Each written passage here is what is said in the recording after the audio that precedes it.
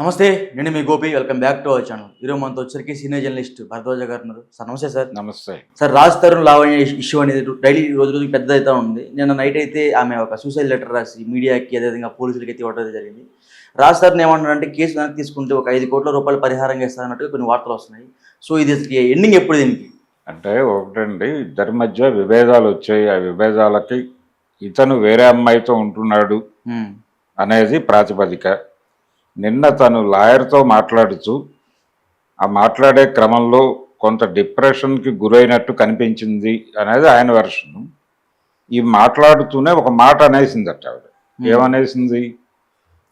ఇంకా నేను దేవుడి దగ్గరికి వెళ్ళి విన్నవించుకోవడం తప్ప నాకు ఆప్షన్ లేదు, విసిగిపోయాను, వేసారిపోయాను, నా వల్ల కాదు అనే పద్ధతిలో మాట్లాడి ఫోన్ పెట్టేసింది, కట్ చేసింది. ఇమ్మీడియట్గా ఆయన అలర్ట్ అయిపోయి పోలీసులకు ఇన్ఫార్మ్ చేశాడు. బాబు, ఆవిడ ఏదో డిప్రెషన్లో ఉన్నట్టుందో ఒకసారి వెళ్ళి పర్సూ చేయండి అని. ఆ ప్రాసెస్లో పోలీసులు ఎంటర్ అయ్యి ఆవిడ ఇంటికి వెళ్ళి ఆవిడని పట్టుకొని తీసుకెళ్ళి కౌన్సిలింగ్ కూర్చోబెట్టి, ఇది కాదు పద్ధతి, సమస్య పరిష్కారానికి ఆత్మహత్య అనేది మా పరిష్కారం కాదు, అంటే సమస్యను పరిష్కరించుకోవాలి అనుకుంటే ఆత్మహత్య చేసుకుంటే ఎలా పరిష్కారం అవుతుంది, బతికుండి జబ్బలాడాలి కానీ అన్న పద్ధతిలో కౌన్సిలింగ్ చేశారు ఆవిడకి. ప్రస్తుతం స్టేబుల్గానే ఉంది. అయితే దీనిలో ఇంకొక వెర్షన్ కూడా ఉంది. బెదిరింపు అంటే అతని మీద ప్రెజర్ బిల్డింగ్లో భాగంగా ఈ ఆత్మహత్య అనేటువంటి వెపన్ని ఆవిడ ఏమన్నా ప్రయోగించిందా అనేది కూడా ఒక ఆర్గ్యుమెంట్ ఉంది. వీళ్ళిద్దరి మధ్య చాలా బూతు సంభాషణలు లీక్ అయ్యి, ఫోన్ టాక్స్ లీక్ అయ్యి ఒకళ్ళనొకళ్ళు చాలా దారుణమైనటువంటి భాష వాడుతూ మాట్లాడుకున్నటువంటి సందర్భం కూడా మనం చూసాం. అంటే రిలేషన్స్ వాళ్ళిద్దరి మధ్య బాలేదు, ఇది వాస్తవం. వాళ్ళిద్దరూ కొంతకాలం కలిసి ఉన్నారు, అది ఇద్దరు అడ్మిట్ చేస్తున్నారు. పెళ్ళి అయిందా లేదా అనే విషయంలో క్లారిటీ లేదు. పెళ్ళి కాలేదు అనేదే అతను ఎస్టాబ్లిష్ చేసినటువంటి ఫ్యాక్ట్. అయితే కలిసి ఉన్నాము అనేది చెప్తోంది, కానీ ఈవిడ కూడా పెళ్ళి అనేది తీసుకురాల. పెళ్ళి అయినా కాకపోయినా పెళ్ళి అనేది క్రైటీరియా కాదు. కలిసి ఉన్నారా లేదా అన్నది ఒకటే పాయింట్. కలిసి ఉన్నామని ఇద్దరు చెప్తున్నారు, కలిసి ఉన్నమాట వాస్తవం, దానిలో పెద్ద డిస్ప్యూట్ లేదు. రెండవది, ఇతనికి సినిమా అవకాశాలు రావడంలో ఆవిడ పాత్ర ఉందని కూడా ఇతనే అడ్మిట్ చేశాడు. ఆవిడ కొంత సహకారం అందించింది అనేది తనే చెప్తున్నాడు. ఇంకొక వెర్షన్ ఏంటంటే, ఇంకొక యాంగిల్ దీనిలో, ఆ అమ్మాయి వేరే అతనితో ఉండేది, ఇతను ఉంటున్నటువంటి దాని ఇంటి పైన మస్తాన్ అనే అతనితో ఉండేదని, మస్తాన్ సాయి అతనితో గొడవ అయిందని, ఒకరోజు వాళ్ళిద్దరూ తీవ్రంగా ఘర్షణ పడుతూ ఉండగా తను వెళ్ళి ఆ ఘర్షణలో ఇన్వాల్వ్ అయ్యి ఆ అమ్మాయిని కింద తీసుకొచ్చేసి అనునయించినట్టుగా ఒక వెర్షన్ ఆయన చెప్పాడు. రాజుతారు జరిగుండొచ్చు, ఇతను తీసుకొచ్చి ఉండొచ్చు, తనతో పాటు ట్రావెల్ అయి ఉండొచ్చు, వాళ్ళిద్దరూ కలిసి ఉన్నారు, ప్రయాణించారు, అయిపోయింది. ఉండొద్దు అనుకున్నప్పుడు హ్యాపీగా విడిపోవచ్చు కదా, ఈ రచ్చక్కర్లేదు. ఇప్పుడు ఆ అమ్మాయి కూడా కలిసి ఉండాలి, అతను వేరే అమ్మాయితో ఉంటున్నాడు అనేది ఆ అమ్మాయికి తెలిసింది, దీని వలన గొడవ జరుగుతోందని చెప్తున్నాడు. అతను కేవలం అనుమానం మాత్రమే అంటున్నాడు, ఆ అమ్మాయి అనుమానిస్తోంది తప్ప అంటున్నాడు. ఒకవేళ అనుమానించింది వాస్తవం ఉంది అనుకుందాం, ఉన్నంత మాత్రాన వాళ్ళిద్దరూ ఆ అమ్మాయి ఇతన్ని కట్ చేయాల్సిన అవసరం లేదు. అంటే ఇతను వేరే అమ్మాయితో ఉన్నాడనే అనుకుందాం, ఉన్నాడు కాబట్టి ఈ గొడవ చేయక్కర్లా. వేరే అమ్మాయితో ఉంటున్నావు నువ్వని నాకు తెలిసింది, నువ్వు హ్యాపీగా అలా కొనసాగు, మన ఇద్దరం విడిపోదాం అని ప్రపోజ్ చేసి హ్యాపీగా విడిపోవచ్చు కూల్గా. కానీ ఈ అమ్మాయి ఏం చెప్తోంది, ఈ అమ్మాయి కూడా అదే మాట చెప్తోంది, వేరే హీరోయిన్తో మల్హోత్రానా మాన్వి, ఆ మాన్వితో రిలేషన్ ఉంది అతనికి అని చెప్తోంది. రిలేషన్ ఉందని నీకు తెలిసింది కదా, వదిలి ఇంకెందుకు పాకులాడటం, నీతో అతని మనసు లేదు అనే విషయం క్లారిటీ వచ్చాక నువ్వెందుకు పాకులాడాలి అతని చుట్టూ? లీగల్ వ్యవహారాలు ఏదైనా ఉంటే, ప్రాపర్టీ తాలూకా డిస్ప్యూట్స్, ఇద్దరు కలిసి ఇన్వెస్ట్ చేసినటువంటి వ్యవహారాలు, ఆర్థిక పరమైన వ్యవహారాలు ఉంటే పెద్ద మనుషుల మధ్య పెట్టి ఇవి సెటిల్ చేసి నీ బతుకు నువ్వు బతుకు, నా బతుకు నేను బతుకుతా, నీకు నాకు సంబంధం లేదని ఒక అఫిడవిట్ రాసుకుందాం అంటే సెటిల్ అయిపోయే వ్యవహారం కదా ఇది. అంటే ఆమె ఏమంటుందంటే మా ఇద్దరికి పెళ్లి అయిపోయింది, నాకు ఆల్రెడీ 2 times అబార్షన్ చేయించాడని చెప్తుంది. ఓకే, చేయించి ఉండొచ్చు అండి, పెళ్లి కూడా అయి ఉండొచ్చు. పెళ్లి కాలేదు అనేది ఒక వెర్షను, ఓకే, అయింది అనేది ఒక వెర్షను. అయినా కాకపోయినా కలిసి ఉన్న మాట వాస్తవం కదా. అవును, అది ఇద్దరు అడ్మిట్ చేశారు కదా, అంతే. ఇప్పుడు అతను వేరే అమ్మాయితో ఉంటున్నాడంటే నీ పట్ల విముఖుడు అయ్యాడనే కదా అర్థం. మరి ఇంకెందుకు రచ్చ అతనితో? ఇప్పుడు అతను ఏదో వీడియో పెట్టి ఆ అమ్మాయిని బూతులు తిట్టి, ఈ అమ్మాయి ఏదో ఇంకొక వీడియో పెట్టి ఇంకెక్కడో తిట్టి, ఎందుకు వచ్చిన గొడవ ఇది? రిలేషన్ స్ట్రైన్ అయిపోయిన తర్వాత వీధిని పడి కొట్టుకోవడం అనేది ఏదైనా ప్రయోజనం ఆశించైనా జరగాలి. అంటే అతని నుంచి ఏదైనా ర్యాన్సమ్ ఆశిస్తోందా ఈ అమ్మాయి? లేదు, ప్రేమలో చాలా హై ఎండ్కి వెళ్ళిపోయి ఇతను లేకపోతే జీవించలేని కండిషన్కి ఏమన్నా వెళ్ళిందా? అలా వెళ్ళామని చెప్తారు, కానీ వెనక్కి రావాలి, వదిలించుకోవాలి. ఎందుకు? ఇప్పుడు నీతో ఉండని వాడి గురించి నీకేలా తాపత్రయం? మీరిద్దరూ ప్రేమించుకున్న మాట వాస్తవం, కొంతకాలం కలిసి ఉన్నారు, జీవితాంతం కలిసి ఉండాలని ఎక్కడా లేదు. పెళ్లి చేసుకున్న వాళ్ళు, శాస్త్రోక్తంగా పెళ్లి చేసుకున్న వాళ్ళే హ్యాపీగా విడిపోతున్నారు కదా. ఒక అగ్రిమెంట్కి వచ్చి నీకెందుకు వచ్చిన గొడవ ఇది? ఆల్రెడీ లీగల్గా నడుస్తోంది గొడవ. ఇందులో పోలీసులు చేసేది మాత్రం ఏముంటుంది? పోలీసులు కావచ్చు, కోర్టు కావచ్చు, ఎవరు చేసేదైనా ఏముంటుంది? అతని మెడలు వంచి నువ్వు అమ్మాయితో కాపురం చెయ్యాలి అని చెప్పడానికి ఎవరికి హక్కులు లేవు కదా. అవును, నువ్వు కలిసి ఉంటావా, ఆ అమ్మాయి కలిసి ఉండాలి అనుకుంటోంది అని అడుగుతాడు జడ్జి గారు. నేను ఉండదలుచుకోవడం లేదు అని చెప్తాడు ఇతను. అలా కాదు, మేము రోజు 2 పోలీసులను మీ ఇంట్లో పెడతాం, వాళ్ళిద్దరూ కొట్టి నిన్న అమ్మాయితో కాపురం చేయిస్తారు అని చెప్పే పరిస్థితి ఉందా? జడ్జికి అవకాశం ఉందా? అధికారం ఉందా? లేదు కదా. మరి ఎందుకు వచ్చిన గోల ఇది? అమ్మాయికి చెప్తారు, తల్లి అతను నీతో ఉండను అంటున్నాడు కాబట్టి నీకేం కావాలో కోరుకో. మీ ఇద్దరూ కలిసి ఎక్కడైనా ఏదైనా ఇన్వెస్ట్ చేశారా, ఏమన్నా భూములు కొన్నారా, కొంటే వాటి తాలూకా సెటిల్మెంట్, మీ ఇద్దరికి జాయింట్ అకౌంట్లు ఏమైనా ఉంటే వాటి తాలూకా డబ్బుల లావాదేవీ, లేదు నీ దగ్గర నుంచి అతను ఏదైనా రుణంగా తీసుకుని ఉంటే దాన్ని విత్ ఇంట్రెస్ట్ రీపే చేయుట, దీంతో పాటు నీ జీవితానికి భరోసా కల్పించడం. అంటే సడన్ గా అతని వైపు నుంచి అతను వెళ్ళిపోతున్నాడు ఈ బంధంలో నుంచి, నీకు ప్రాబ్లమే, నీ ప్రాబ్లంని గుర్తిస్తున్నావు. కొంతకాలం పాటు నువ్వు నీ జీవితంలో సెటిల్ అయ్యే వరకు నీకు ఆర్థికంగా కొంత సపోర్ట్ కావాలి అనుకుంటే ఎంత అమౌంట్ అవసరం అవుతుందో నువ్వు ఒక్కసారి పీస్ఫుల్గా క్యాలిక్యులేట్ చేసి చెప్పు. చెబితే అతను ఆ పేమెంట్ ఇచ్చేలాగా మేము ప్రెజర్ తీసుకొస్తాం, సెటిల్ అయిపో. ఇంతకు మించి ఏమీ జరగదు ఎవరు చెప్పినా. దానికి ఆత్మహత్యలు చేసుకోవాల్సినంత అవసరం లేదు. ఎందుకంటే ఆ అమ్మాయికి ఆల్రెడీ ఒక రిలేషన్ స్ట్రైన్ అయి ఉంది, ఓ పాత చరిత్ర ఉంది అని చెప్తున్నాడు అతను. ఉందా లేదా అనేది ఈ అమ్మాయి కూడా అడ్మిట్ చేయలా. ఎందుకు చేయలేదు అనేది వేరే గొడవ, తన పర్సనల్ వ్యవహారాలు. ఇందులో ఎవరికి మాట్లాడే హక్కులు లేవు. వాళ్ళు సెలబ్రిటీలు కాబట్టి మన ఇద్దరం కూర్చుని ఇలా మాట్లాడుకుంటున్నాం. ఈ గొడవలు ప్రతి ఇంట్లోనూ ఉన్నాయిగా. పెళ్లి చేసుకున్న వాళ్ళు కానీ, రిలేషన్షిప్ లో ఉన్న వాళ్ళు కానీ, అంటే ఇద్దరు 2 యూనిట్లు, భర్త భార్య ఇద్దరు కూడా 2 యూనిట్లు. ఏ యూనిట్ బ్యాకప్ ఆ యూనిట్కి ఉంటుంది. బ్యాకప్ అంటే బ్రాటప్, వాళ్ళు పెరిగిన వాతావరణం, వాళ్ళు చదివిన సాహిత్యం, వాళ్ళు చూసిన సినిమాలు, వాటి తాలూకా ప్రభావం వాళ్ళ వ్యక్తిత్వాన్ని నిర్ణయిస్తుంది, అమ్మాయిని కానీ అబ్బాయికి కానీ. వాళ్ళు ఇతని కోణంలో అమ్మాయి ఆలోచించదు, అమ్మాయి కోణంలో ఇతను ఆలోచించడు. ఒక సమస్య వచ్చింది, ఆ సమస్యకి ఇతను ఒక పరిష్కారం అనుకుంటాడు, ఆ అమ్మాయి ఇంకో పరిష్కారం అనుకోవచ్చు. ఎందుకంటే తన దృక్పథం వేరు. ఇద్దరు ఒకేలా ఆలోచించరు. భార్యాభర్తలు అయినంత మాత్రాన ఒక విషయం మీద ఇద్దరు ఏకాభిప్రాయంతో ఉన్నారు అనేది భ్రమ. ఉన్నట్టుగా నటిస్తారు అంతే, సరెండర్ అయ్యి. ఇప్పుడు భార్యాభర్తల మధ్య ఒక విషయంలో ఒక నిర్ణయం తీసుకోవాల్సిన కండిషన్ వస్తే భర్త అనేవాడు ఒక అభిప్రాయం చెప్తాడు, ఇలా చేద్దాం అనుకుంటున్నాను నేను అని. ఇంతకంటే ఇలా చేస్తే బెటర్ అనే అభిప్రాయం ఆవిడ దగ్గర ఉన్నప్పటికీ సామాజికంగా ఈ భర్త అనేవాడికి ఉన్నటువంటి బుల్డోజింగ్ స్వభావము, దానికి సమాజం ఇచ్చేటువంటి ఆమోదం. భర్త అనేవాడు బుల్డోజింగ్గా ఉంటాడు కదా, నేను నడుపుతున్నాను ఈ ఇల్లు అనే పద్ధతిలో. ఆ బుల్డోజింగ్ స్వభావానికి సామాజిక మద్దతు కూడా ఉంది కదా. భర్తకి కాస్త లొంగి ఉండాలమ్మా అని చెప్తారు కదా. సినిమాలు కూడా తీశారు కదా. అవును, సర్దుకుపోవాలమ్మా, సర్దుకుపోదాం అనే సినిమాలు తీశారు కదా. గయ్యాళితనం వల్లనే కాపురాలు నాశనం అవుతాయనే సిద్ధాంతాలు చెప్పారు కదా. గట్టిగా అడిగితేనేమో గయ్యాళితనం అంటారు.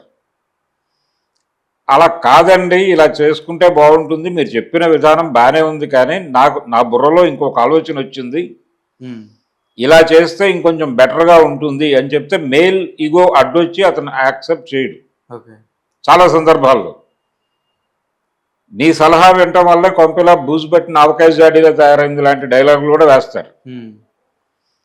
వేసినప్పుడు లాగి రెండు పేక్కుండా కంట్రోల్ చేసుకుని, సరేలే సామాజిక మద్దతు కూడా అతనికే ఉంది కాబట్టి మనం ఒక 10 నిమిషాలు తలకాయ ఉంచుకుని వెళ్ళిపోతే సరిపోతుంది. ఆ తర్వాత వచ్చే నష్టం కూడా అతనే భరిస్తాడు కదా.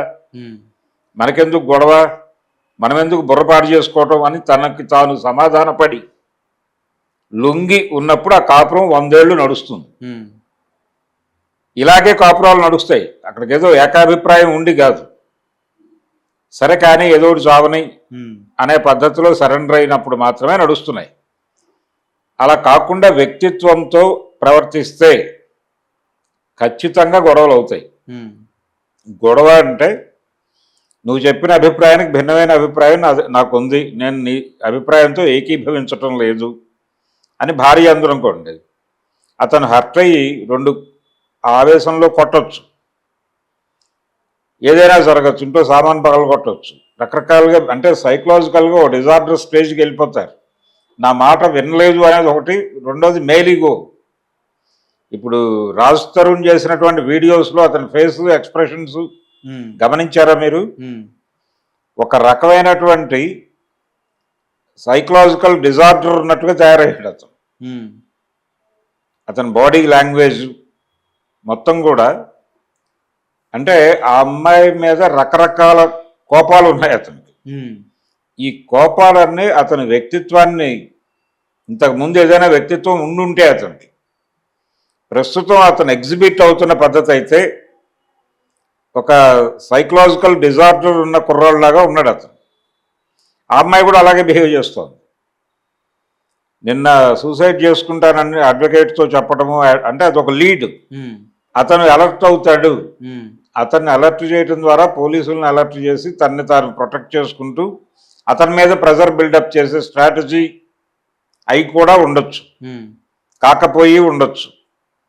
అవడానికి అవకాశం ఉంది, కాకపోవడానికి అవకాశం ఉంది. ఒక ఎమోషన్లో మాట్లాడేసి ఉండొచ్చు కూడా. అసలు అంత దాకా ఎందుకు తెచ్చుకోవాలి విషయాలను? అంత డెప్త్కి వెళ్ళి ఎందుకు ఆలోచిస్తున్నారు వీళ్ళు అంత లోతుగా? మానవ సంబంధం అనేది అవతలవాడు ఒక యూనిట్ అనుకుంటే, దీనిలో ధర్మము లేకపోతే రాజ్యాంగము ఒక మనిషిని కంట్రోల్ చేస్తాయనుకోవటం భ్రమ. ధార్మికంగా నిలబెట్టాలి అని అంటూ ఉంటారు. అడిగేదో ధర్మం బోధించి, రాముడు ఏకపత్ని వ్రతుడు, అలాగే నువ్వు లావణ్య అనేటువంటి అమ్మాయితోనే ఉండవలను అని చెప్పినంత మాత్రాన్ని అతను ఎందుకు కంట్రోల్ అవుతాడు? అయ్యేవాడైతే ఇంతకు ముందే అయ్యేవాడు కదా. అలా ఉండదు ప్రపంచం. ఒక మనిషికి ఒక మనిషి మీద ఇష్టం ఏర్పడి సెక్షువల్గా కావచ్చు, ఒక మనిషితోనే తృప్తి పడేటువంటి పరిస్థితి ఉంటుంది అనుకోవడమే భ్రమ. వాడికి కొంతకాలం తర్వాత వేరే, లేకపోతే ఆ అమ్మాయికి వేరే వైపు దృష్టి రావచ్చు, రాకూడదు అని ఎక్కడా లేదు. వచ్చినప్పుడు ఎలా హ్యాండిల్ చేయాలి అన్న దగ్గర ఇష్యూ. వచ్చినప్పుడు దండం పెట్టి వదిలించేసుకోవడమే ఉత్తమం. విడిపోవాలి అనుకునే వాడి దగ్గర ఆర్గ్యుమెంట్ ఉంటుంది, కలిసి ఉండాలి అనే వాడి దగ్గర బుల్డోజింగ్ ఉంటుంది, ఒత్తిడి ఉంటుంది. నేను విడిపోతాను మొర్రో అంటున్నవాడిని కలిసి ఉండాలి అంటే వాడు కలిసి ఉండడు, కలిసి ఉంచినా ఉండదు, అది నిలబడదు. ఎవడు ఎన్ని విధాలుగా చెప్పినా రోజు 2 కానిస్టేబుల్ అని వాడు పడక గదిలో వాళ్ళిద్దరితో పాటు పెడితే తప్ప వర్కౌట్ అవ్వదు. అది కూడా కష్టమే. వన్ ఫైన్ డే ఆ పోలీసులు ఇద్దరినే చంపేసి జైలుకి వెళ్ళిపోవడం బెటర్ అనే నిర్ణయానికి అటు రావచ్చు. అందుకని మానవ సంబంధాల్లో ప్రెజర్ అనేది పనిచేయదు. ఇప్పటికైనా ప్రపంచం పట్టించుకున్న ఆ కేసుని కూర్చోబెట్టి 5 కోట్ల లేకపోతే 10 కోట్ల అతని ఈ అమ్మాయి ఏం ఆశిస్తోంది? ఒకటి, ఈ అమ్మాయి అతని మీద ప్రేమ ఉంటే చంపేసుకోవడం బెటర్ ఇక్కడ దాకా వచ్చాక. ప్రేమ అంటే నువ్వు కలిసి ఉండాలి అడగటం వరకు రైటే, మన ఇద్దరం కలిసి ఉందాము, నువ్వు ఎందుకు అలా చేస్తున్నావు అడగటం వరకు ఓకే. నేను నీతో ఉండను అని అతను స్పష్టంగా చెప్పేసిన తర్వాత ఇంకా పాకులాడకూడదు. ఓకే బాస్, నువ్వు వెళ్ళిపోవు, మన మధ్య ఈ లావాదేవీలు ఉన్నాయి, ఇప్పుడు మనం ఉంటున్నటువంటి ఇల్లు తాలూకా రెంటు, ఇతర వ్యవహారాలు, నువ్వు వాడుకుంటున్నటువంటి కారులో ఫైనాన్స్లో నా డబ్బులు ఉన్నాయి, నువ్వు కట్టిన చీటీల్లో సగం డబ్బులు నేనే కట్టాను, ఇలాంటివి చాలా ఉంటాయి కదా వ్యవహారాలు కలిసి ఉన్నప్పుడు. ఇవన్నీ ఒక పేపర్ మీద పెట్టి ఇంత ఇవ్వాలి నువ్వు విత్ ఇంట్రెస్ట్, ఇది ఇచ్చేసి ఇమ్మీడియట్గా మనం పార్టీ చేసుకుందాం, క్లోజ్ చేసుకుందాం అనుకుంటే ఎంత హ్యాపీగా ఉంటుంది ప్రపంచం. బ్రేకప్ పార్టీలు జరుగుతున్నాయిగా ఒక పక్కన. ఇప్పుడు 3 ఏళ్ళో 4 ఏళ్ళో ప్రేమించుకున్న వాళ్ళు ఏదో వ్యవహారంలో ఇద్దరు కలిసి ట్రావెల్ అవ్వడం కుదరదు అనే విషయం అర్థమైపోయిన తర్వాత హ్యాపీగా బ్రేకప్ పార్టీలు చేసుకుని ఎవరి మనాన్ని వాళ్ళు వెళ్ళిపోతున్నారు కదా. ఎందుకు బ్రేకప్ పార్టీలు చేసుకుంటున్నారు అంటే మేము రిలేషన్లో ఉన్నాము, అది క్లోజ్ సెక్టార్లోనే జరుగుతుంది, క్లోజ్ సర్కిల్లో జరుగుతుంది, వాళ్ళని పిలుస్తారు వీళ్ళు వాంటెడ్గా ఆ పార్టీకి. ఎందుకు పిలుస్తారంటే మేమిద్దరం కలిసి ఉన్నామని కదా ప్రపంచం ఇప్పుడు అనుకుంటోంది, మేమిద్దరం ప్రేమలో ఉన్నాము రిలేషన్లో ఉన్నామని ప్రపంచం అనుకుంటోంది, మేము ఆ రిలేషన్ నుంచి రిలీవ్ అయ్యాము కాబట్టి ఇంకా మమ్మల్ని మేమిద్దరం ఒకటే అనే అభిప్రాయంతో మీరు చూడకండి, మమ్మల్ని ఇద్దరిని విడివిడిగా చూడండి, చూసి ఎవరైనా మమ్మల్ని ప్రేమించే వాళ్ళు ఉంటే ప్రేమించవచ్చు. ఇప్పుడు అంటే ఆప్షన్ ఇస్తున్నారు వీళ్ళు ప్రపంచానికి. దీనికోసమే పార్టీలు జరుగుతాయి, అంతకుమించి వేరే ప్రయోజనం లేదు. ఇంత ప్రాక్టికల్గా ప్రపంచం మారిపోయింది. మారిపోయిన తర్వాత ఇంకా అతనితో నాకు పాకులాట, నా మనసు ఇదైపోయింది అదైపోయింది నేను బతకలేకపోతున్నాను అంటే తప్పు కదా, అది సైకలాజికల్ డిజార్డర్. అమ్మాయిని కూర్చోబెట్టి ట్రీట్మెంట్ చేసి అతనితో కొంతకాలం ఉన్నావు, ఓకే అయిపోయింది, అది వదిలేసే మర్చిపో, అతని దగ్గర నుంచి ఏం రావాలో అది ఖచ్చితంగా రాబట్టు, నువ్వు నీ జీవితంలో ముందుకెళ్ళు. నీకు ప్రేమించే తత్వం ఉంది, ఆ తత్వం ఉండబట్టే వీడిని ప్రేమించావు. ఇంతకుముందు ఇంకొక అతనితో ప్రేమలో ఉన్నావని ఇతను చెప్తున్నాడు. ఆ ప్రేమ ఉందో లేదో పక్కన పెట్టేస్తే ఆ మస్తాన్ అతనితో నీకు రిలేషన్ ఉందో లేదో అది వేరే గొడవ, ఇతనితో నీకు చెడిపోయింది, కానీ నీకు ప్రేమించే హృదయం ఉంది కాబట్టి ఇతన్ని వదిలేసి ఇంకొకళ్ళని ప్రేమించు. ఇంకోవైపు ట్రావెల్ అవ్వ, ఎందుకు నువ్వేం చేసుకోవాలి నీ జీవితాన్ని? నీకు ఫిజికల్ ఆస్పిరేషన్స్ ఉంటాయి, నీకు కోరికలు ఉంటాయి, అది తీర్చుకోవడానికి ఒక మార్గం కావాలి నీకు. ఇది పట్టుకు పాకలాటం ఎందుకు? వీడు కాదన్నవాడితో ఎందుకు గొడవ నీకు? నువ్వు కావాలి అనుకునే ప్రపంచం ఒకటి ఉంటుంది కదా, దానికోసం సెర్చ్ చేయి. సెర్చ్ చేసుకుని ఇంకో చోట జెండా పాతు ఇంకో సామ్రాజ్యం స్థాపించు, హ్యాపీగా ఉండు. ఎక్కడైనా సరే మనకు డిస్ప్యూట్ వచ్చిన తర్వాత ఘర్షణ పడటం వల్ల అనవసరమైన తలకాయ నొప్పి కొని తెచ్చుకోవటమే. మన ఆరోగ్యాన్ని మనం చెడగొట్టుకునుట, అవతల వాళ్ళ ఆరోగ్యాన్ని చెడగొట్టుట తప్ప ఇంకోటి జరగదు. ఒక మనిషితో మనకి కుదరదు అనుకున్నప్పుడు ఇమ్మీడియట్గా వాళ్ళని కూర్చోబెట్టి, బాబు నీతో నేను ట్రావెల్ అవ్వలేను, నీ ధోరణి నాకు నచ్చలేదు, ఇదిగో ఇవి పాయింట్స్, దీని మీద నువ్వు చెప్పుకోవాల్సింది ఏమైనా ఉందా అని చెప్తాడు. లేదు లేదు నేను ఆ రిలేషన్కి బైండ్ ఓవర్ అయిపోయాను, నేను అటే ఉంటాను అన్నాడు అనుకోండి సపోజ్. లేదు నీకు తెలిసిందా అయితే నేను మారుతున్నాను నీతోనే ఉంటానని చెప్పచ్చు. కానీ ఇది నిజమా కాదా, దీని మీద నిలబడతావా లేదా, కమిట్మెంట్ ఏమిటి అనేది ఒక క్రైటీరియాగా తీసుకుని అతనికి అవకాశం ఇచ్చి, బాబు నీకు 15 రోజులు టైం ఇస్తున్నాను, ఈ వ్యవహారాలు ఉన్నాయి మన మధ్య, అవి సెటిల్ చేసేసి ఇంత అమౌంట్ నాకు ఇవ్వాలా, ఇచ్చేసి క్లోజ్ చేసేయి, లేకపోతే నేను నీకు ఇవ్వాలా, అది సెటిల్ చేసేస్తాను, నువ్వు వెళ్ళిపో. ఈ రోజు నుంచి నువ్వెవరో నేనెవరో, నేను నా జీవితాన్ని ముందుకు తీసుకెళ్ళాలనుకుంటున్నా, నువ్వు ఎలాగో ఆల్రెడీ వేరే రూట్లో ట్రావెల్ చేస్తున్నావు, హ్యాపీగా వెళ్ళిపో ఆ రూట్లో, నేను అడ్డుపడను నీకు. ఎవరు ఎవరి జీవితానికి అడ్డుపడకూడదు. ప్రతి మనిషి అవతల మనిషి ప్రైవసీని గుర్తించి గౌరవించాలా. ఉమ్, భర్త అనేవాడు నా భార్య కాబట్టి అని ఆవిడ ప్రైవసీలోకి ఎంటర్ కావడం తప్పు. ఆవిడ పర్సనల్ ఫోన్ చూడటం తప్పు, వెరిఫై చేయటం తప్పు, ఆవిడకు సంబంధించిన వ్యవహారాల మీద దృష్టి పెట్టడం తప్పు. భార్య పర్సనల్ స్పేస్లోకి వెళ్ళినటువంటి భర్తని కూడా శిక్షించేటువంటి అధికారం ఉంది ప్రపంచానికి. ఉమ్, అది వాళ్ళ వ్యక్తిగత ప్రైవసీకి సంబంధించిన వ్యవహారం. కలిసి ఉన్నప్పుడు కలిసి ఉంటారు అంతవరకే. విడిగా ఉన్నప్పుడు వాళ్ళ జీవితం, వాళ్ళ ఆలోచనలు, వాళ్ళ సిద్ధాంతాలు వేరే. దాన్ని గౌరవించి తీరాలి. వాళ్ళు కూడా అలాగే గౌరవించాలండి. ఈ ఎవరికి వాళ్ళు మనిద్దరం వేరువేరు యూనిట్లము, కొన్ని అంశాల మీద కలిసి ప్రయాణిస్తున్నాము అంతవరకే. ఉమ్, అన్ని అంశాల్లోనూ మన అభిప్రాయాలు కలుస్తాయని ఏమీ లేదు. ఏ క్షణంలోనైనా మన మధ్య అభిప్రాయ భేదాలు రావచ్చు. వచ్చిన ఉత్తర క్షణంలో మనం విడిపోదాం ఉమ్, అని ముందే అనుకుని రిలేషన్లోకి ఎంటర్ అయితే ఈ దరిద్రాలు ఉండవు. ఉమ్, అందుకనే వెడ్డింగ్ కార్డు వేస్తారు కదా, పెళ్లి చేసుకుని ఉంటే. ఒకవేళ వీళ్ళేదో లివింగ్ రిలేషన్షిప్ అంటున్నారు. అవును. ఆ అమ్మాయి కూడా 2-3 చోట్ల ఆ మాటే వాడింది ముందు. తర్వాత ఎందుకైనా మంచిదని వివాహం అంటున్నట్టుంది. అవును. పెళ్లికి దానికి పెద్ద తేడా ఏం లేదు. ప్రపంచం వేరుగా చూడదు. ఉమ్, పెళ్ళి అంటే 10 మందికి చెప్పి చేసుకోవటం. ఊరేగింపు అంటారు కదా జనరల్గా. ఎందుకు ఊరేగింపు చేస్తారు? ఈ మధ్య కోట శ్రీనివాసరావు గారు ఎక్కడో చెప్పాడు. ఉమ్, ఊరేగింపు అంటే ఊరికి ఎరిగింపు అని. ఉమ్, అంటే ఊరికి తెలియజేయటం. వీళ్ళిద్దరిని ఎందుకు ఊరేగిస్తారు?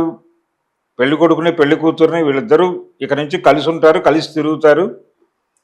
మీరెవరు కంగారు పడకండి, ఇదేదో అక్రమ సంబంధం లాంటి దృష్టితో చూడకండి. వీళ్ళిద్దరూ శాస్త్రోక్తంగా మేము కలిపి వదులుతున్నాం మార్కెట్లోకి, మీరు కంగారు పడకండి అని చెప్పడం కోసం ఊరికి ఎరిగింపు, దాన్నే ఊరేగింపు అంటారు అని చెప్పాడు ఆయన.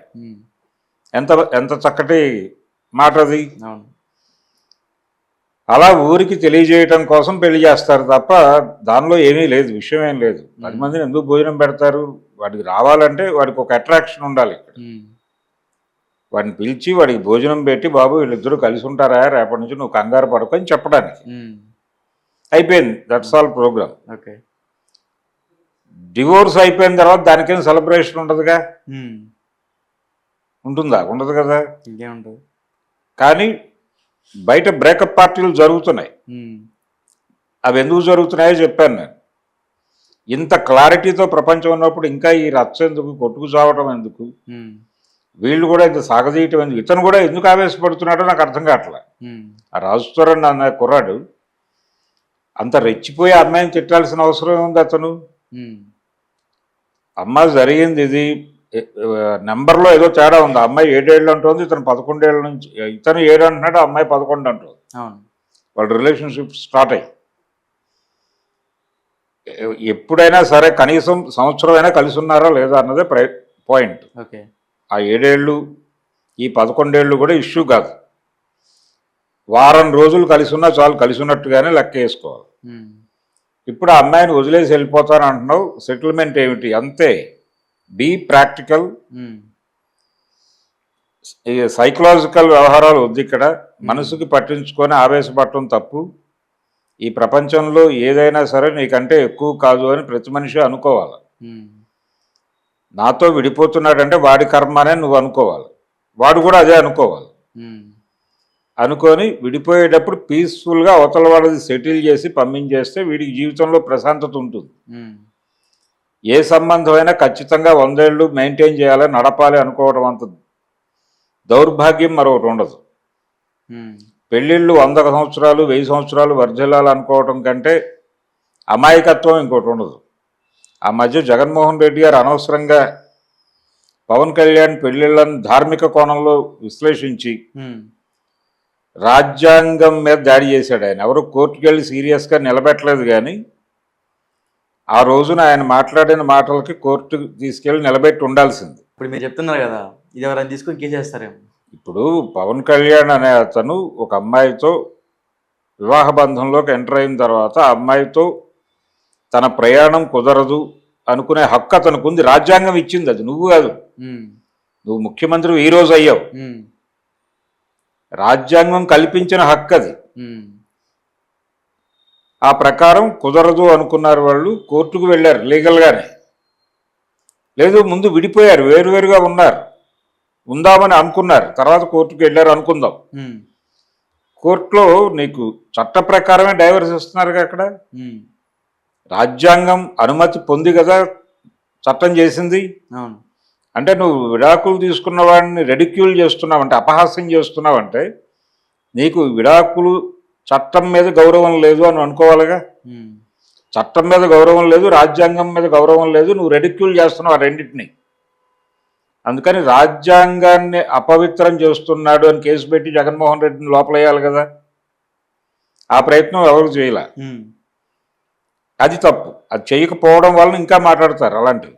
ఇంకోటి సార్, మన లావణ్య గారు ఏమన్నారంటే, ఇప్పుడు ఎవరైతే రాజస్థాన్ వాళ్ళు మాజీ లవరు పవన్ కళ్యాణ్ కూడా త్వరలో కలుస్తా అని చెప్తుంది. సో పవన్ కళ్యాణ్ కలిస్తే ఏమన్నా న్యాయం జరిగిద్దంటారా? అసలు న్యాయం అనేది బూటకం అని చెప్తున్నాను. ఏం న్యాయం ఏం కావాలి అమ్మాయికి అనేది క్లారిటీ రావాలి ముందు. ఒకటి, అతనితో రిలేషన్ నడవటం అనేది కుదరదు. ఏం కావాలో క్లియర్గా ఆన్ పేపర్ పెట్టు, దానికి నీ దగ్గర ఉన్న ఎవిడెన్సెస్ ఏంటో చెప్పు. పవన్ కళ్యాణ్ దాకా ఎందుకు? నువ్వు పోలీస్ స్టేషన్లో ఏ పోలీస్ స్టేషన్ అయితే అప్రోచ్ అయ్యావు, పైగా నీ వైపులో అడ్వకేట్ ఉన్నాడు కదా ఆయన, సుంకర ఎంటర్ అయిన తర్వాత దీనికి ఫోకస్ పెరిగింది కదా. ప్రపంచం దృష్టి దాని వైపు సీరియస్గా మళ్ళింది, ఇతను ఎలాంటి నిర్ణయం తీసుకుంటాడు అని. కావున ఆ అమ్మాయి కలిసి ఉండటం అనేది విషయాన్ని పక్కన పెట్టి, కలిసి ఉండటం అనేది కుదిరే గొడవ కాదు. ఇప్పుడు ఇంత రప్చర్ అయిన తర్వాత కలిసి ఉండాలనే కోరుకుంటే పాకులాడతారు. పాకులాడి మనకి పతివ్రతల కథలు ఉన్నాయి కదా పుస్తకాలు. భర్త, నేను ఒక వేశ్య దగ్గరికి వెళ్ళాలనుకుంటున్నాను, ఇది నా కోరిక అంటే, భార్య గారు వారిని తీసుకువెళ్ళి అక్కడ ఇచ్చి వారి కోరికని మన్నించి అక్కడే నిలబడి వారు పని పూర్తి చేసుకుని బయటకు వచ్చిన తర్వాత తిరిగి ఇంటికి తోడుకొని వచ్చిన సాధ్వీమణులు మన పురాణాల్లో ఉన్నారు. అంత అక్కర్లా, అంత దౌర్భాగ్య పరిస్థితుల్లోకి వెళ్ళక్కర్లా ఆడపిల్లలు. వాడు కలిసి ఉండను అన్నప్పుడు ఎందుకు వచ్చింది దరిద్రం? ఏం కావాలో సెటిల్ చేసుకుని ఆయన తన్ని గెంటేయక ఎందుకు కలిసి ఉండాలా? ఇంత రప్చర్ చేసి ఇష్టం వచ్చినట్టు మాట్లాడుతున్నాడు అతను. ఎందుకు అతనితో కలిసి ఉంటే ఇదే జీవితం కదా, వేరే జీవితం ఎంచుకో నువ్వు హ్యాపీగా. నీకు వయసు ఉంది, నీకు జీవితం పట్ల అనురక్తి ఉంటే వీడు కాకపోతే ఇంకోటి, అది ఏ ఏజ్లోనైనా తీసుకోవచ్చు. కానీ ధార్మిక కోణంలో చూసి ఇలాంటివి రప్చర్ చేస్తారు. ఎన్టీ రామారావు గారు 72వ ఏట పెళ్లి చేసుకున్నాడు లక్ష్మీపార్వతి. ఆయన ఓపెన్గా చెప్పాడు ప్రపంచం ముందు, అయ్యా నేను నా ఆస్తులన్నీ పనిచేశాను పిల్లలకి, ఎవరి జీవితాల్లో వాళ్ళు సెటిల్ అయిపోయారు, నా భార్య చనిపోయింది, నన్ను చూసుకునేవాడు ఎవడు లేడు. చూసుకోవడం అంటే ఎవరో పనివాళ్ళు ఉంటారు కానీ ఒక కంపానియన్షిప్ లేదు నాకు. ఆవిడ 2-3 సందర్భాల్లో నాకు అండగా నిలబడింది. ఆయనకి 3వసారి స్ట్రోక్ వచ్చినప్పుడు కొంచెం ఈవిడ కూర్చుంది అక్కడ. అందరూ చూసి వెళ్ళిపోయిన తర్వాత ఒక టైం ఉంటుంది కదా, అప్పుడు ఆవిడ కూర్చుంది అక్కడ. సో నేను ఆవిడకి భార్యాస్థానం ఇద్దాం అనుకుంటున్నాను, మీకు ఏమన్నా అభ్యంతరం ఉంటే చెప్పండి ప్రజలను అడిగాడు ఆయన బహిరంగ సభలో. జనాలందరూ చప్పట్లు కొట్టి ఎరలేశారు. ప్రజామోదం లభించింది, పెళ్లి చేసుకుంటున్నాను అన్నాడు, అయిపోయింది. దాన్ని విమర్శించే హక్కు ఎవ్వరికీ లేదు ప్రపంచంలో, వాళ్ళ పిల్లలతో సహా. కానీ ధార్మిక కోణం పట్టుకొచ్చి ఆ వయసులో ఈ అమ్మాయి ఎన్టీ రామారావు గారిని పెళ్లి చేసుకుందంటే, పెళ్లి చేసుకుంటున్నాననే ప్రతిపాదన ఆయన చేశాడు ప్రజల ముందు, ఈవిడ చేయలే. అయినప్పటికీ ఆవిడ మీద బ్లేమ్ ఏంటి ఈ రోజుకి? లక్ష్మీపార్వతి మీద ఏదో ఆశించి పెళ్లి చేసుకుంది, రామారావుని వల్లో వేసుకోవడానికి ఆయన ఏమన్నా అమాయకుడా? 3 సార్లు ముఖ్యమంత్రి అయ్యాడు రాష్ట్రానికి, ఆయన్ని వల్లో వేసుకుందని మాట్లాడటం ఎంత దుర్మార్గం అది. ఆయన డోర్ తెరిస్తే కదా ఇవిడ వెళ్ళింది. అక్కడికి వెళ్ళటానికి ఎన్ని హర్డిల్స్ ఉంటాయి. అక్కడ దాకా ఆయన పర్మిషన్ లేకుండా వెళ్ళిందా ఈవిడ? కుదిరే వ్యవహారం కాదు కదా. వెళ్ళింది అంటేనే ఆయన యాక్సెప్టెన్సీ ఉందని, పైగా ఇవన్నీ అక్కర్లేదు అసలు, ఆయనే చెప్పాడు ప్రపంచం ముందు. దానికంటే అది వీడియో ఉంది, వీడియో సాక్ష్యం ఉంది. మేజర్ చంద్రకాంత్ సద్దినోత్సవ సభలో కదా ఆయన ఉంది. అందుకని లక్ష్మీ పార్వతిని బ్లేమ్ చేయటం అనేది ఒక దిక్కుమాలినతనం. ఆవిడ రామారావుని వలలో వేసుకుందని, ఆయన ద్వారా ఏదో ప్రయోజనం పొందాలనుకుంటే అనుకుని ఉండొచ్చు. అందులో నీకు వచ్చిన ఇబ్బంది ఏమిటి? నువ్వు కూడా ఏదో ప్రయోజనం పొందాలనే కదా అక్కడ చేరింది. అందరూ ఎవరి ప్రయోజనాలు వాళ్ళు పొందారుగా. ఆయన పిల్లలందరికీ బీభత్సమైనటువంటి ఆస్తుల పంపిణీ చేశాడు. అది మనకు కనిపిస్తూనే ఉంది ఈ రోజుకి విజిబుల్గా. విజయవాడ, హైదరాబాదు, విశాఖ 3 నగరాల్లో ఆస్తులు సంపాదించి బీభత్సమైన లెవెల్లో ఆస్తులు సంపాదించి పంచాడు పిల్లలకి. ఆడపిల్లలతో సహా ఇల్లు ఇచ్చాడు ఆయన. ఇప్పుడు చంద్రబాబు గారు ఉంటున్న ఇల్లు కూడా వారిచ్చింది, బాలకృష్ణ ఉంటున్న ఇల్లు వారిచ్చింది. ఎవరు వారు కొనుక్కున్నదే కాదు. రామకృష్ణ స్టూడియోస్ అది కూడా పిల్లలకి ఇచ్చేసాడు ఆయన. నాచారం స్టూడియో పిల్లలకి ఇచ్చేసాడు. ఇక్కడ మాదాపూర్ మెట్రో స్టేషన్ దగ్గర ప్రాపర్టీస్ ఉన్నాయి, అవి పిల్లలకి పంచాడు. రోడ్ నెంబర్ 13లో స్థలాలు ఉన్నాయి, వీళ్ళందరికీ పంచాడు. పురంధేశ్వరి గారికి ఇంకో కుమార్తెకి ఇచ్చాడు. పురంధేశ్వరి గారికి కూడా ఆ రోడ్లో ఇల్లు ఉంటుంది, రోడ్ నెంబర్ 13లో. అది కూడా వీరిచ్చింది. ఇంతమందికి ఇన్ని పంచాడు ఆయన. ఆయన ఏదో నా కంపానియన్షిప్ కోసం ఒక అమ్మాయితో ఉంటానంటే దానికి రచ్చ చేసి నానా గొడవ చేశారు కదా వీళ్ళందరూ. ధార్మిక కోణం పట్టుకొచ్చి అంటే ఆయన దగ్గర ఇంకా ఏదో ఉంది, ఈవిడ దానికి లైన్ వేస్తోంది, అది మనకు రావట్లేదని గొడవ. అంతకు మించి ఏమీ లేదు. ఇప్పుడు ఈ అమ్మాయి కూడా హ్యాపీగా వాడిని వదిలేసి, అసలు ఇంత టెన్షను, ఇంత గందరగోళం, ఆత్మహత్యలు చేసుకోవడం దాకా వెళ్ళక్కర్లేదు. ఏదో లక్కీగా లాయర్తో అంది. ఒకవేళ వెళ్ళిపోతారు ఆ మూడ్లో. కమిట్మెంట్ ఇచ్చాం కాబట్టి, ఆ కమిట్మెంట్ అంటే మాట బయటకు అనేసాం కాబట్టి ఆ మాటకి కట్టుబడి చచ్చిపోవాలనుకునే పరిస్థితి కూడా వస్తుంది ఒక్కోసారి. అనవసరంగా చచ్చిపోవటమే. చచ్చి సాధించేది ఏం లేదు, ఏం ఉండదు కూడా. బతికి సాధించాలి ఏదైనా సరే. బతికి సాధించాలంటే నువ్వు నిలబెట్టుకోవాలి. సైకలాజికల్గా నువ్వు సౌండ్గా ఉండాలి.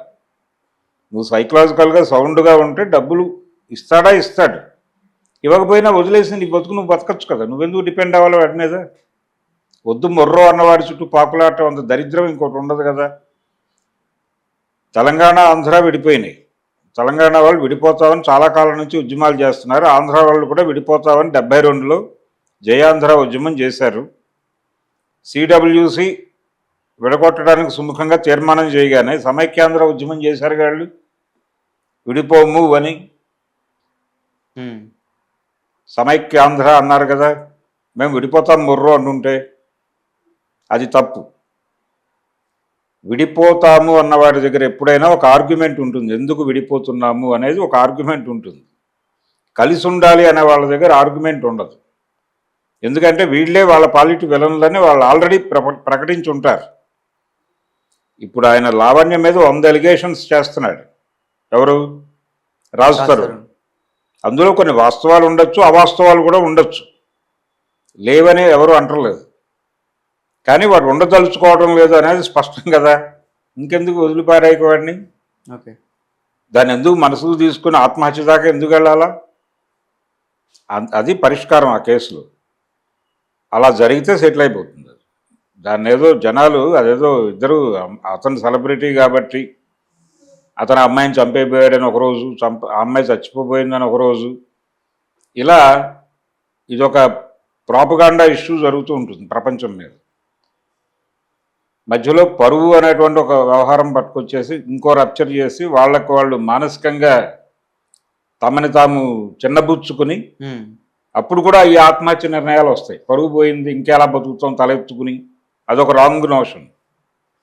పరువు అనేదే భ్రమ. పరువు అనే భ్రమచాటును చాలామంది అనవసరంగా చచ్చిపోతారు, అనవసరంగా చంపేస్తారు. అంచేత చాలా దరిద్రాలు ఉన్నాయి మన జీవితాల్లో. వదిలించుకోవాల్సిన దరిద్రాలు చాలా ఉన్నాయి, మన అంటిపెట్టుకుని తిరుగుతూ ఉంటాయి. బాలకృష్ణ గారు చెప్పినట్టు వైఫై లాగా చుట్టూ తిరుగుతూ ఉంటాయి. వాటిని వదిలించుకోవాల్సి ఉంటుంది. ఆ ప్రయత్నం చేయగలిగితే బెటర్. వాళ్ళిద్దరిని తీసుకెళ్ళి సైకాట్రిస్టుల దగ్గర కూర్చోబెట్టి కొంచెం కౌన్సిలింగ్ చేసి నువ్వు ఎంత ఇవ్వాలా అమ్మాయికి ఇచ్చిపడే 5 కోట్లు అనే మాట అతని దగ్గర నుంచి వచ్చింది అంటున్నారు కదా మీరు, వార్తలు వస్తున్నాయి బాగా. వార్తలు వస్తున్నాయి.